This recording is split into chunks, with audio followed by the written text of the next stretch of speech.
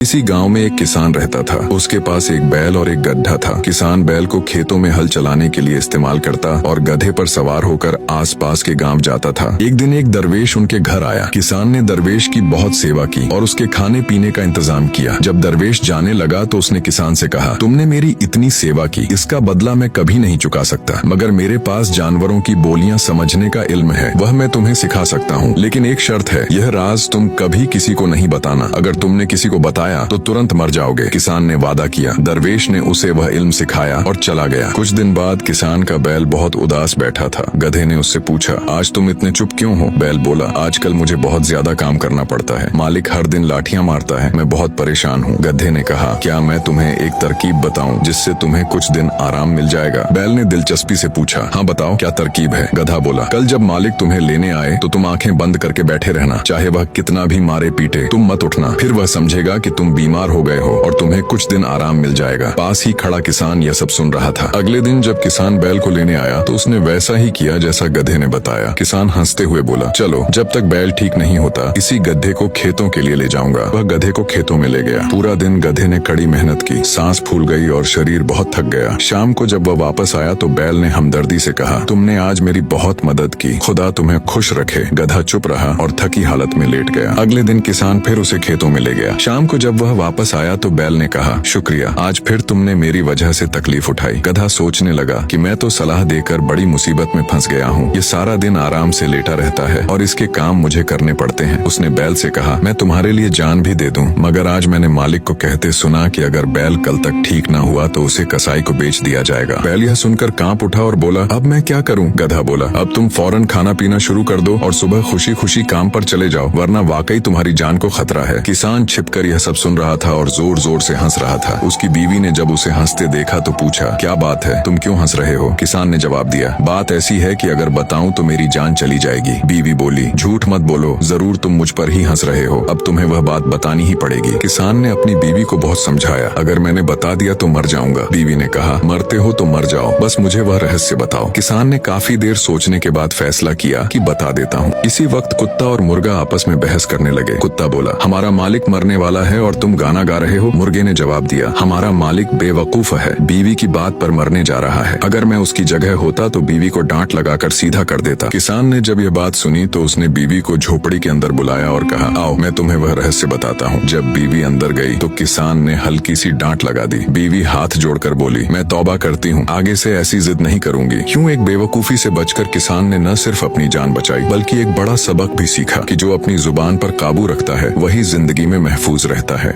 एक किसान भेड़ खरीदकर अपने घर जा रहा था। रास्ते में 3 ठगों ने उसे देख लिया और उसे लूटने का मंसूबा बनाया। ये तीनों ठग अपने मंसूबे के अनुसार किसान के रास्ते में कुछ दूरी पर अलग अलग खड़े हो गए। किसान थोड़ा आगे बढ़ा तो पहला ठग उसके पास आया और बोला, अरे भाई, ये कुत्ता कहाँ ले जा रहे हो? किसान ने हैरानी से उसे देखा और बोला, बेवकूफ, तुम्हें नजर नहीं आ रहा? ये कुत्ता नहीं भेड़ है। इतना कहकर वह आगे बढ़ गया। कुछ दूरी पर दूसरा ठग आया और बोला, क्या खूबसूरत कुत्ता है, कहाँ से खरीदा? अब किसान के मन में शक पैदा हुआ। उसने सोचा, दूसरा भी कह रहा है कि ये कुत्ता है, कहीं सच में ये कुत्ता तो नहीं? इसी परेशानी में वह आगे बढ़ा। कुछ दूर जाने के बाद तीसरा ठग मुस्कुराते हुए उसके पास आया और बोला, आपका यह कुत्ता बड़ा शरीफ लगता है, कौन सी नस्ल का है? अब किसान के होश उड़ गए। उसे पूरा यकीन हो गया कि यह वाकई कुत्ता है, इसलिए उसने रास्ते में ही भेड़ छोड़ दी और खाली हाथ घर वापस चला गया। इस तरह तीनों ठगों ने उस भोले किसान से भेड़ छीन ली। तुम्हारी सबसे बड़ी ताकत तुम्हारा खुद पर विश्वास है। धोखा अक्सर वहीं होता है जहां हम बिना सोचे समझे किसी की बात पर यकीन कर लेते हैं।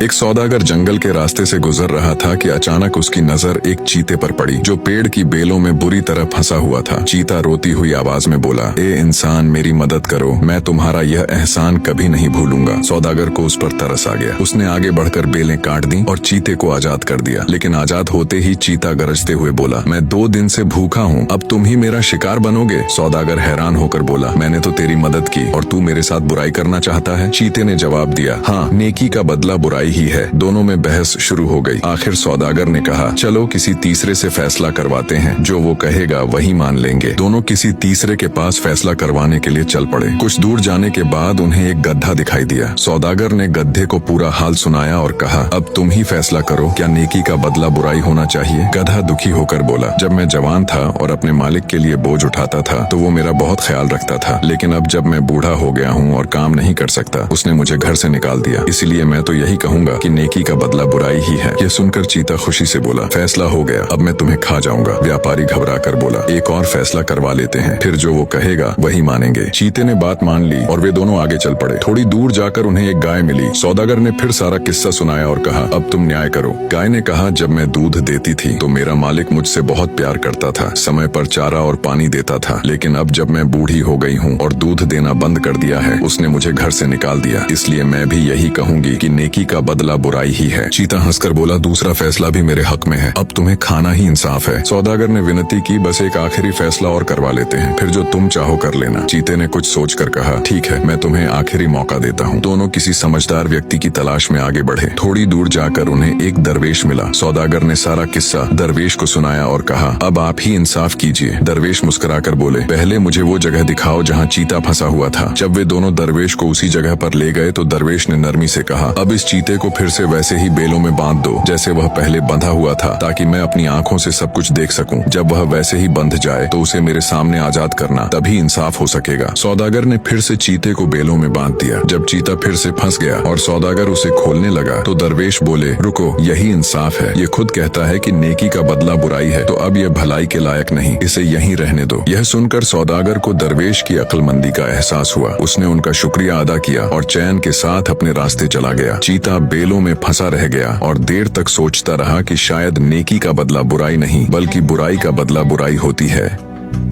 एक मछुआरा समुद्र में मछलियां पकड़ने के लिए निकला। काफी दूर जाने के बाद अचानक आसमान पर काले बादल छा गए। तेज हवाएं चलने लगीं और देखते ही देखते एक भयंकर तूफान आ गया। कश्ती लहरों के साथ इधर उधर डोलने लगी। मछुआरे ने अपनी पूरी ताकत लगा दी, मगर तूफान इतना तेज था कि आखिरकार कश्ती उलट गई और वह बेहोश होकर समुद्र की लहरों में बहता चला गया। जब उसे होश आया तो उसने खुद को एक सुनसान टापू पर पाया। चारों ओर कोई इंसान नजर नहीं आ रहा था। वह आसमान की तरफ देखकर दुआ करने लगा, ए खुदा, मेरी मदद कर, इस वीरान टापू पर किसी को भेज दे। वह कई दिनों तक दुआ करता रहा, मगर कोई मदद नहीं आई। समय बीतता गया, उम्मीदें टूटने लगीं और आखिरकार उसने दुआ करना भी छोड़ दिया। उसने सोचा, शायद अब वह कभी वापस नहीं जा सकेगा, इसलिए उसने वहाँ रहने के लिए एक झोपड़ी बनाई और वहीं अपना घर बना लिया। एक दिन वह खाने की तलाश में गया हुआ था। जब वापस आया तो देखा कि उसकी झोपड़ी में आग लगी हुई है। शोले आसमान को छू रहे थे और उसकी सारी मेहनत पल भर में राख हो गई थी। वह रोते हुए आसमान की ओर देखकर बोला, ए खुदा, मैंने तुझसे मदद मांगी, तूने मदद नहीं की। मैंने पनाह के लिए एक घर बनाया, तूने वह भी जला दिया। अभी वह इन्हीं सोचों में खोया हुआ था कि अचानक दूर से इंसानों की आवाजें सुनाई दी। वह चौंक गया, तुरंत उठा और किनारे की तरफ दौड़ पड़ा। जब वह वहां पहुंचा तो हैरान रह गया। कुछ व्यापारी एक बड़ी नाव के साथ टापू पर खड़े थे। वह खुशी से चिल्लाकर बोला, तुम लोग यहाँ कैसे आए? व्यापारियों ने जवाब दिया, हम समुद्र से गुजर रहे थे। जब तुम्हारी जलती हुई झोपड़ी का धुआं देखा तो समझ गए कि कोई मदद के लिए पुकार रहा है, इसीलिए हम यहाँ आ गए।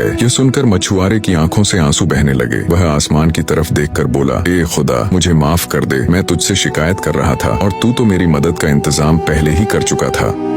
हिरनी पानी की तलाश में भटक रही थी। प्यास से उसका गला सूख चुका था, लेकिन उसे कहीं भी पानी नहीं मिल रहा था। आखिरकार वह थककर एक घने पेड़ के नीचे बैठ गई। थोड़ी देर बाद अचानक उसे पानी बहने की आवाज सुनाई दी। वह तुरंत उठी और आवाज की दिशा में दौड़ने लगी। कुछ दूर जाकर उसने देखा कि सामने एक नदी बह रही थी। नदी को देखकर हिरनी की खुशी का कोई ठिकाना नहीं रहा। वह दौड़ती हुई नदी के किनारे पहुंची, लेकिन जैसे ही उसने दाईं तरफ देखा तो उसकी नजर एक शिकारी पर पड़ी जो हाथ में धनुष लिए उस पर निशाना साध रहा था। जब उसने बाईं ओर देखा तो वहाँ एक डरावना शेर झाड़ियों में छिपा हुआ उस पर झपटने के लिए तैयार था। वह पीछे मुड़ी तो देखा कि जंगल में आग लगी हुई थी। अब हिरनी चारों तरफ से घिर चुकी थी। सामने नदी, दाईं तरफ शिकारी, बाईं तरफ शेर और पीछे जलती हुई आग। हिरनी ने गहरी सांस ली और धीरे से बोली, मैं तो वैसे भी मरने वाली हूँ, तो क्यों ना अपना मकसद पूरा कर लूं। यह कहकर वह शांति से झुकी और पानी पीने लगी। तभी खुदा की रहमत को जोश आया और कुछ ही पलों में आसमान पर काले बादल छा गए। तेज गरज और चमक के साथ बारिश शुरू हो गई। बारिश से जंगल की आग बुझ गई। जैसे ही शिकारी ने तीर चलाया, बारिश की वजह से उसका हाथ फिसल गया और तीर सीधा शेर को जा लगा। शेर गुस्से से दहाड़ा और शिकारी के पीछे दौड़ पड़ा। जब हिरनी ने पानी पीकर इधर उधर देखा तो न शिकारी था, न शेर और न ही आग। सब कुछ खत्म हो चुका था। जिंदगी में जब चारों तरफ से मुसीबतें घेर लें तो घबराने के बजाय सब्र और खुदा पर भरोसा रखना चाहिए।